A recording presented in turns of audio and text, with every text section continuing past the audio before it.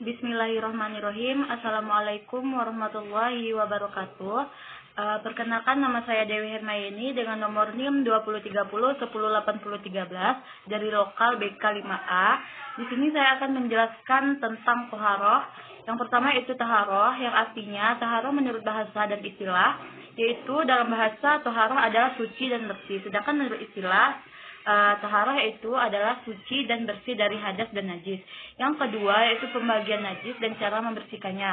Yang pertama najis ma'fi anhu, yaitu najis yang dimaafkan, yang mana darah binatang yang tidak mengalir seperti darah nyamuk. Yang kedua najis muhabafah, yaitu najis ringan, yaitu seperti buang BAK bayi laki-laki yang belum berumur 2 tahun dan belum pernah memakan sesuatu selain ASI. Cara membersihkannya itu dengan mempercikan air ke tempat yang terkena najis. Yang ketiga itu najis mutawasitah, sedang, yaitu yang pertama segala yang keluar dari kubul dan dubur, yang kedua darah, yang ketiga nanah, yang keempat muntah, yang kelima bangkai, yang keenam minuman mabuk-mabukan, yang ketujuh mazi dan wazi. Cara membersihkannya itu dengan menghilangkan zat, rasa, warna, dan bau najis. Yang keempat najis muhalazah, yaitu najis berat, segala sesuatu yang berhubungan dengan anjing dan babi. Cara membersihkannya itu dengan wajib dibasuh 7 kali, salah satunya dengan tanah atau air campur tanah. Yang ketiga pembagian hadas dan cara membersihkannya. Yang pertama ada hadas kecil, yaitu kondisi seseorang setelah melakukan sesuatu, yaitu kondisi seseorang yang telah melakukan sesuatu yang membatalkan wudhu. Yang pertama keluar sesuatu dari kubul dan dubur, yang kedua hilang akal atau kesadaran karena gila dan lain-lain, yang ketiga bersentuhan kulit laki-laki dengan perempuan yang bukan mahramnya tanpa batas, yang keempat tidur nyenyak, yang kelima tersentuh kemaluan atau kubul atau dubur dengan telapak tangan. Cara membersihkannya itu yang pertama dengan berwudhu, yang kedua bertayamum bila tidak ada air atau terlarang memakai air. Yang kedua itu ada hadas besar, yang mana kondisi seseorang setelah melakukan hal-hal yang mewajibkan mandi, yaitu pergaulan suami atau suami istri. Yang kedua keluar sperma atau inzal, baik karena mimpi atau karena menghayal. Yang ketiga haid, yang keempat nifas, yang kelima melahirkan, yang keenam mati yang bukan mati syahid. Cara membersihkannya itu yang pertama dengan mandi besar atau mandi wajib, yang kedua dengan tayamum bila tidak ada air atau terlarang memakai air.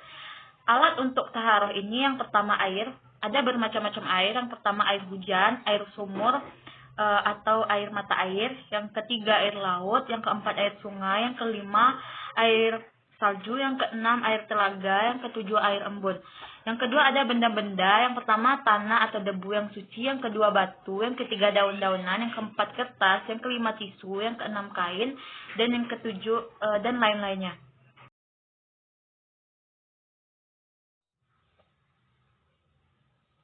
Yang kedua itu istinja. Istinja adalah membersihkan bekas kotoran yang terdapat pada kubul dan dubur, yaitu BAB dan BAK. Alat yang dapat digunakan untuk istinja yaitu air, batu, dan benda lain yang dilakukan sebelum kotoran itu kering. Yang kedua adab atau kode etik buang air. Yang pertama jangan di tempat terbuka. Yang kedua dahulukan kaki kiri saat masuk toilet atau WC. Saya berdoa. Yang ketiga jangan di tempat yang dapat mengganggu orang. Yang keempat jangan bercakap-cakap. Yang kelima, kalau di tempat terbuka jangan menghadap kiblat. Yang keenam, jangan membawa ayat Al-Quran. Yang ketujuh, tidak menggunakan tangan kanan tatkala cebok untuk menjaga kebersihan. Yang kedelapan, jangan BAB pada air tenang atau tidak mengalir. Yang kesembilan, jangan buang air di lubang-lubang di bumi, kemungkinan ada makhluk di situ. Yang kesepuluh, hendaklah berdoa ketika masuk dan keluar kakus. Yang ketiga, doa masuk kamar kecil. Bismillahirrahmanirrahim. Allahumma inni a'udzubika minal khubuthi wal khaba'ith. Yang keempat itu ada niat istinja. Bismillahirrahmanirrahim. Allahumma tahhir qalbi minan nifaqi wa hassin fajri minal fawahishi. Yang kelima, sifat najis yang harus dihilangkan waktu istinja, yaitu ada najis ainiyah, yaitu najis yang berwujud yang nampak dengan jelas, contoh BAB atau BAK. Yang keenam, doa sesudah istinja. Bismillahirrahmanirrahim. Allahumma tahhir qalbi minan nifaqi wa hasin farji minal fawahishi. Yang ketujuh, doa keluar dari kamar kecil. Bismillahirrahmanirrahim.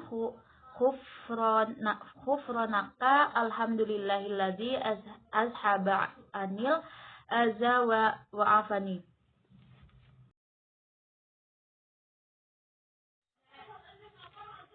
Yang ketiga yaitu mandi. Arti mandi adalah meratakan air ke seluruh badan dengan niat bersih dan hadas besar. Faktor-faktor yang mewajibkan mandi yaitu yang pertama pergaulan suami istri, yang kedua keluar sperma atau inzal baik karena mimpi atau karena menghayal. Yang ketiga yaitu haid, yang keempat nifas, yang kelima melahirkan, yang keenam mati yang bukan mati syahid. Rukun dan syarat mandi. Yang pertama yaitu niat untuk menghilangkan hadas besar. Yang kedua menyiram atau meratakan seluruh badan dengan air. Yang ketiga menghilangkan kotoran dan segala yang dapat menghalangi sampai air ke kulit. Yang keempat niat mandi wajib yaitu Bismillahirrahmanirrahim. Nawaitul ghusla lirafil hadasil akbari fardolillahi ta'ala. Yang kelima, apa yang harus dihilangkan sewaktu mandi, yaitu dengan menghilangkan kotoran dan segala yang dapat menghalangi sampai air ke kulit. Doa sesudah mandi yaitu Bismillahirrahmanirrahim. Asyhadu an la ilaha illallah wahdahu la syarikalahu wa asyhadu anna Muhammadan abduhu wa rasuluh. Allahumma ja'alni minat tawabin wa ja'alni minal mutahhirin wa ja'alni.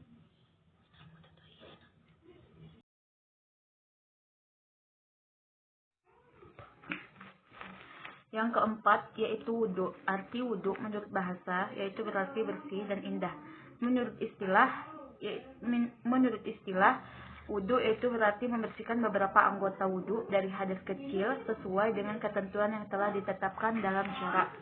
Yang kedua rukun dan syarat wudhu yaitu rukun wudhu yang pertama niat, yang kedua membasuh seluruh muka mulai dari tempat tumbuh rambut kepala sampai bawah dagu dan dari telinga kanan hingga telinga kiri.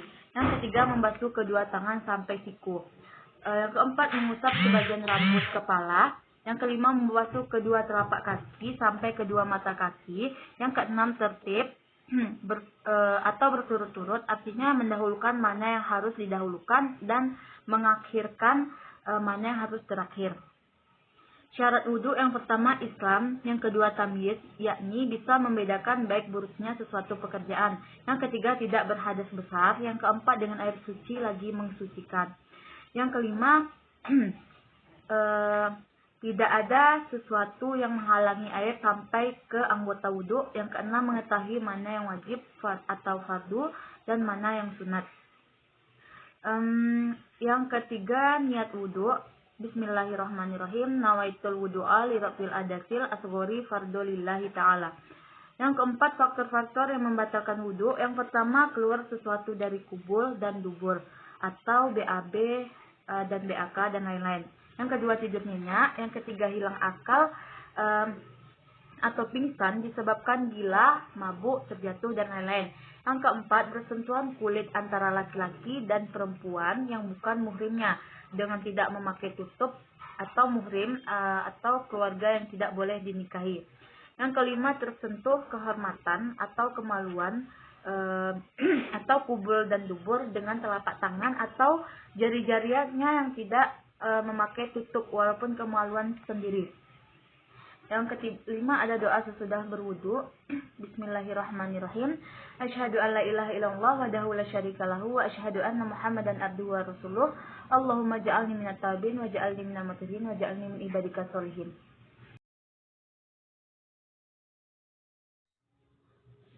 Yang terakhir yaitu tayamum. Arti tayamum adalah mengusap muka dan dua tangan dengan debu yang suci dengan beberapa syarat yang telah ditetapkan. Yang kedua penyebab tayamum. Tayamum dapat menggantikan wudhu dan mandi bagi orang yang tidak dapat menggunakan air dengan syarat tertentu. Yang ketiga rukun dan syarat tayamum. Yang pertama rukun tayamum yaitu niat tayamum untuk dibolehkan mengerjakan sholat.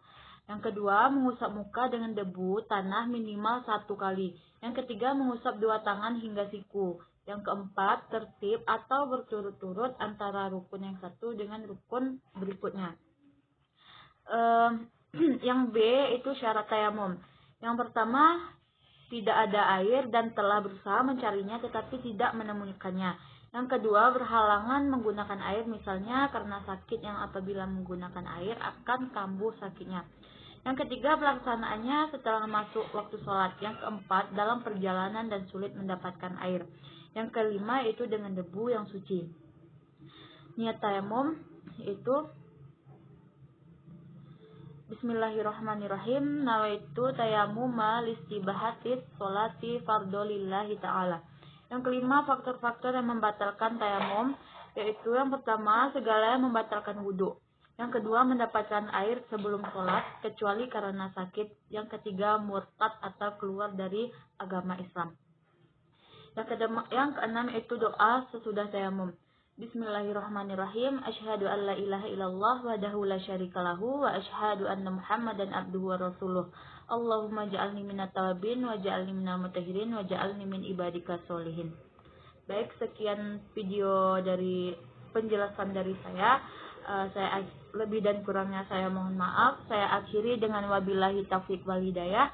Wassalamualaikum warahmatullahi wabarakatuh.